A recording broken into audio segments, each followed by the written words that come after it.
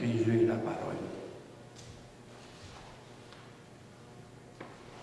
Jésus est la parole qui s'est faite chair, qui est venue à nous, qui a habité avec nous, pleine de grâce et de vérité.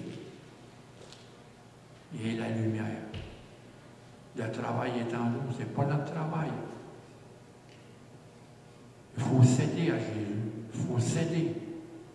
Il faut céder à l'Esprit qui est en nous par l'obéissance. La puissance vient de l'obéissance à la parole. Car nous rendons toute pensée captive à l'obéissance en Christ. Nous rendons toute pensée captive à l'obéissance de Christ.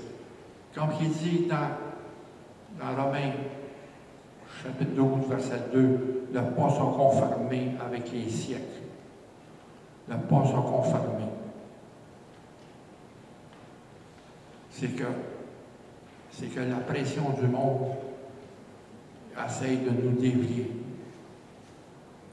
de la direction que Christ. La pression que le monde, l'influence que le monde peut porter sur nous. Parce que la lutte n'est pas justement contre notre nature pécheresse, elle est aussi contre l'influence du monde sur nous. On est bombardé. La TV, la radio, le média, on est bombardé. L'influence que ça porte.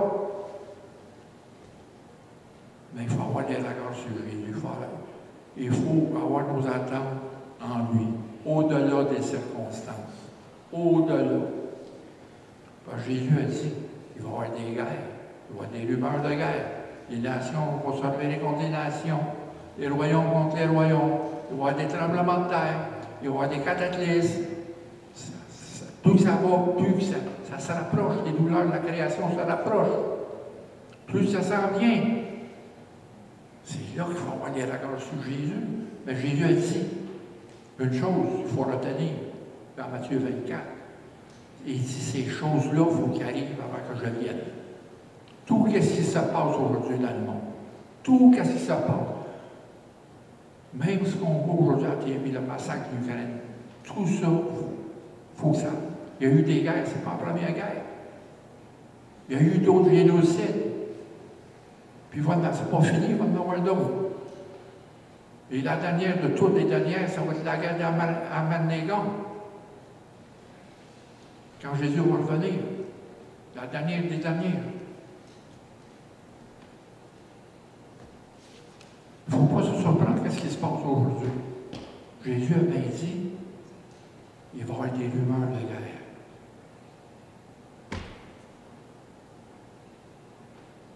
Et la paix qu'on amène dans le monde n'est pas permanente. La paix permanente, c'est avec Dieu qu'on l'a. Parce que Dieu nous a donné des promesses pour ici et pour là. Pour aujourd'hui et demain. Il faut regarder ses promesses. Sa parole est là pour nous. C'est notre guide. Il n'y a rien de plus beau que ça.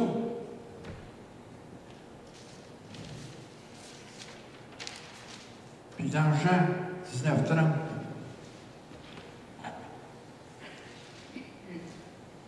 Jésus sur la croix a dit, tout est accompli. Jésus-Christ a emmené à la perfection le plan rédemptrice du salut pour l'humanité. Il a terminé sa mission dans son passage en portant le salut à tous ceux qui croient en son nom. Il a établi son Église avant de partir. Il a établi les apôtres, ses témoins, afin qu'ils répandent la bonne nouvelle du royaume. Jésus a tout mis, quand il a dit tout est accompli.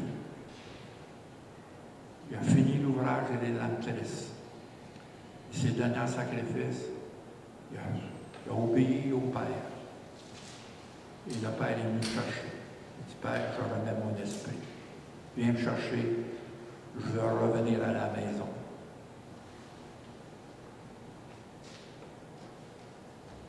Et dans 2 Timothée, en conclusion,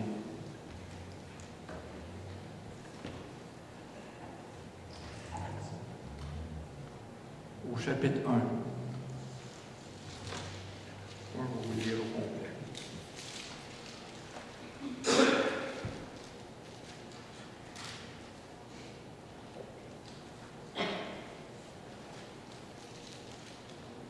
« 2 Timothée, chapitre 1.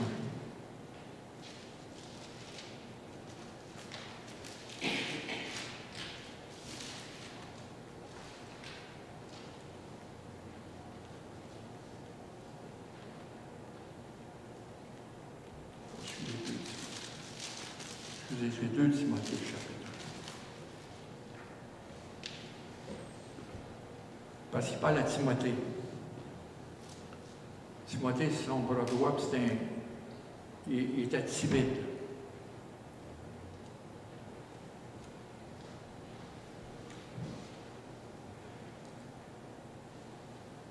Il dit au verset 12, « C'est à cause de cela que je souffre ces choses, que j'en ai point honte. Je sais en qui j'ai cru, et je suis persuadé qu'il a la puissance de garder mon dépôt jusqu'à ce jour-là. » Là, il revient encore, jusqu'ici. « Retiens dans la foi, verset 13, et dans la charité qui est en Jésus-Christ, le modèle des 5 paroles que tu as reçues de moi. » Au verset 14, « Garde le bon dépôt par l'Esprit Saint qui habite en vous. » Quand on parlait, c'est la puissance de l'Esprit qui se manifeste à nous, qui va nous préserver jusqu'à la fin. C'est l'Esprit qui maintient en nous l'ouvrage de la foi qui est engagé en nous.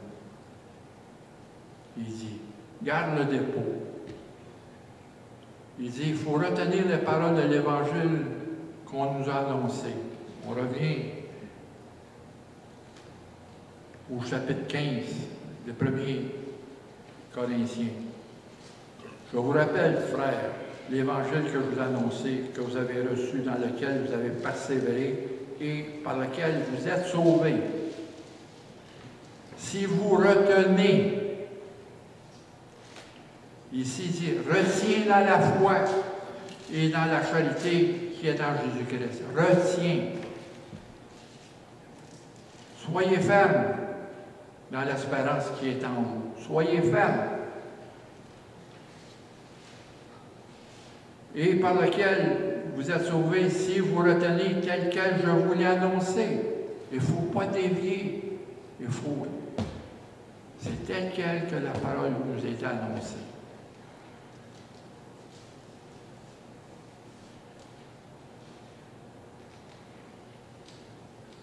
La foi en Christ est toujours liée à l'Évangile et à la doctrine des apôtres. Nous sommes attachés à la parole de Dieu, à qui nous avons un recours aux Écritures pour éprouver toutes les idées humaines.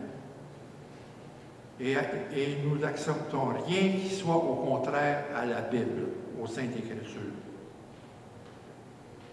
C'est pour ça, gardez le bon dépôt, gardez l'Évangile, la foi, tel qu'il était annoncé, tel que l'Esprit Saint vous annonce, tel que l'Esprit Saint vous guide.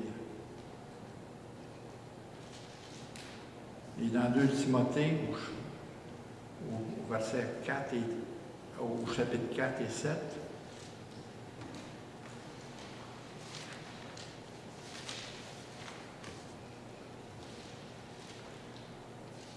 il dit, j'ai combattu le bon combat.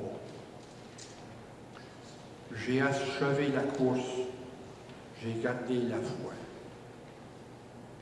Quand il dit garder la foi, exactement ce qu'il dit à Timothée. Garde le dépôt. Parce que Timothée était enseigné par sa mère et sa grand-mère Eunice. Il dit, retiens ce que tes aïeux ont dit. Les instructions qu'ils t'ont données. Retiens.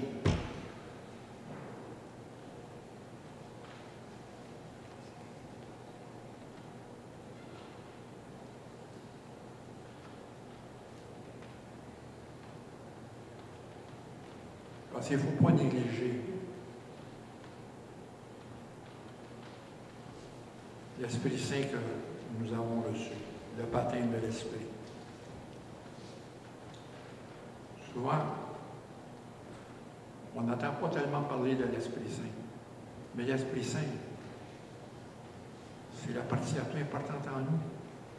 Quand Jésus a dit à ses apôtres, allez dans la chambre haute, attendez, je vais vous envoyer une puissance.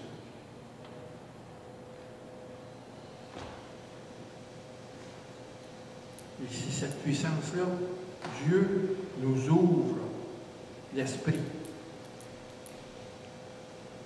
L'Esprit Saint, c'est lui qui nous maintient, il fait partie de la Trinité. Les trois personnes, le Père, le Fils, l'Esprit Saint, les trois personnes en un. C'est un mystère qu'on n'a pas à, comment je peux dire, à mettre à l'épreuve. C'est par la foi. On ne peut pas comprendre ça. Trois personnes en un. C'est que si je mettrais trois allumettes ensemble, et ça fait une flamme. C'est exactement ça. On ne comprend pas. C'est par la foi. On n'a pas à comprendre. Il dit en Deutéronomie 29, Dieu a dit, mes pensées sont secrètes. Et je les révèle à l'homme pour les générations à venir. Les pensées de Dieu sont secrètes autant que les cieux sont en haut. C'est pas nous. C'est par la foi. La foi. Quand je vous dis tout à l'heure, dans Jean, le mot-clé et dans les autres évangiles, c'est croire. Croire en son nom. Celui qui croit, ceux qui croient, c'est des mots qui reviennent souvent. Et comme Jean dit, ces choses ont été écrites afin que vous croyiez parce que j'ai vu ces choses. J'ai été témoin. Les apôtres ont été des témoins. Et nous devons être témoins aussi de l'œuvre de Dieu en nous. Nous devons en témoigner.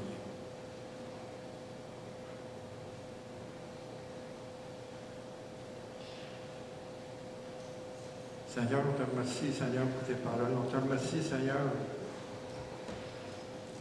pour les œuvres que tu fais en nous.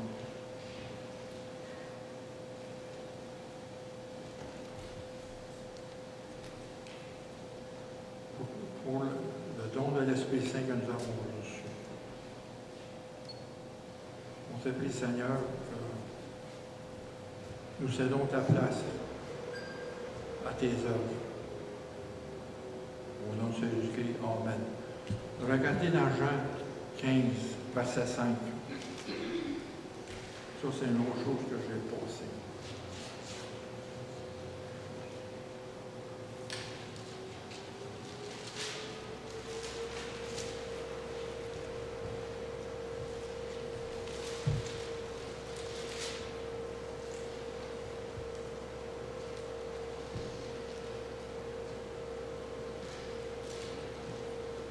Jean 15, verset 5.